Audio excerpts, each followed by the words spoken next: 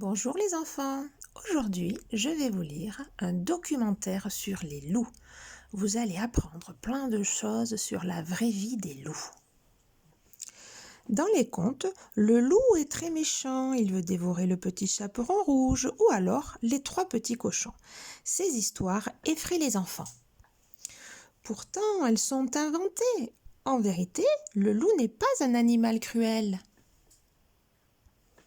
Ouh, mais qui a vu le loup? Autrefois, ils vivaient nombreux dans nos campagnes et attaquaient souvent les troupeaux des bergers. Au cœur de l'hiver, poussés par la faim, ils s'approchaient aussi des villages. C'est pour cela que les gens avaient peur. Aujourd'hui, il n'y a plus que 400 loups en France. Ce sont des animaux protégés que l'on n'a pas le droit de chasser. Les scientifiques essaient de mieux les connaître. Très discrets, ils ne sont pas faciles à observer. Pour savoir si le loup habite une région, on cherche plutôt des indices, des traces de pas dans la neige, des crottes, des restes de proie.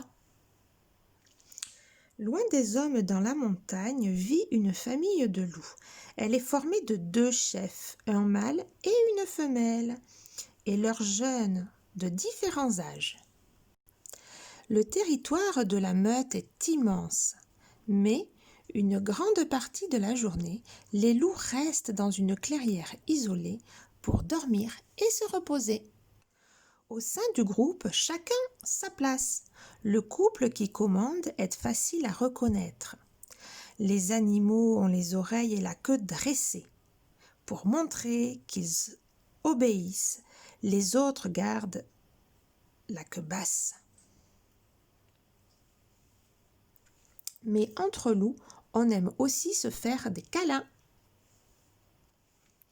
À la tombée du jour, les animaux ont faim.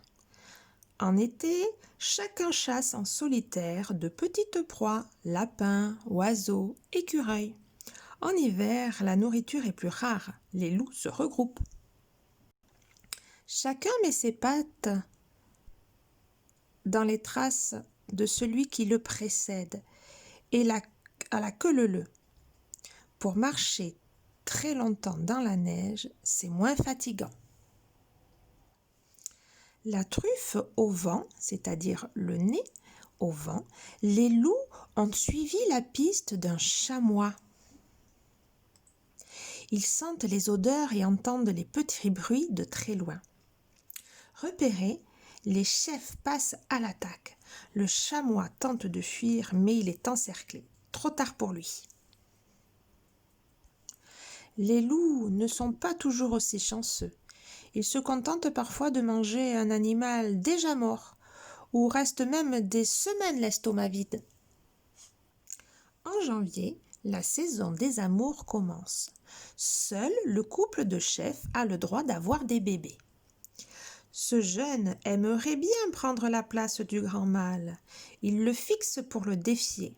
Le chef grogne, montre ses crocs. Grrr, tu veux la bagarre? Le jeune se met sur le dos et ne bouge plus. Non, d'accord, c'est toi le plus fort.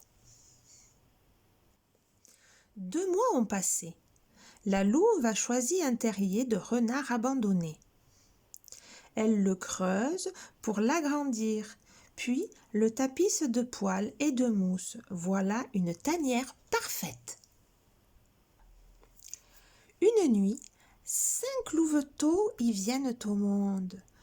Pas plus gros que des pamplemousses. Ils ont les yeux fermés. Regardez, on les voit là, les petits bébés. Les premiers temps, la louve tient chaud à ses bébés et les nourrit de son lait. Elle ne s'absente que pour boire. Les autres loups lui apportent de la viande. Au bout d'un mois, coucou, les louveteaux ont ouvert les yeux et savent marcher. Ils pointent le bout du museau hors de la tanière. Tous les loups prennent soin des petits.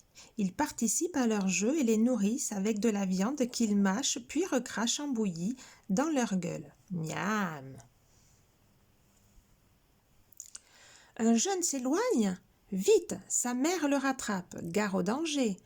Un lynx ou un aigle pourrait le manger.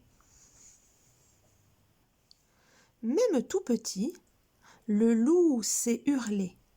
Ce long cri défoule et permet aux animaux de se sentir bien ensemble. Ouh, ouh, ouh, ouh, ouh. Mais qui leur répond là-bas? C'est un jeune adulte de la meute. Il vient de la quitter pour trouver un nouveau territoire et fonder sa propre famille. Il est sur une autre montagne. En te promenant dans la nature, tu ne croiseras jamais le chemin des loups. Mais si tu as très envie d'en voir, c'est quand même possible. En Europe, il existe quelques parcs où des meutes vivent dans d'immenses enclos. Chut, les loups sont peureux, mais tu pourras les admirer en silence. Dans la meute, chaque loup a sa place. Le chef commande, la louve prépare la tanière, les louveteaux grandiront auprès de leurs frères. Qui crée encore le grand méchant loup? Voilà, c'est fini.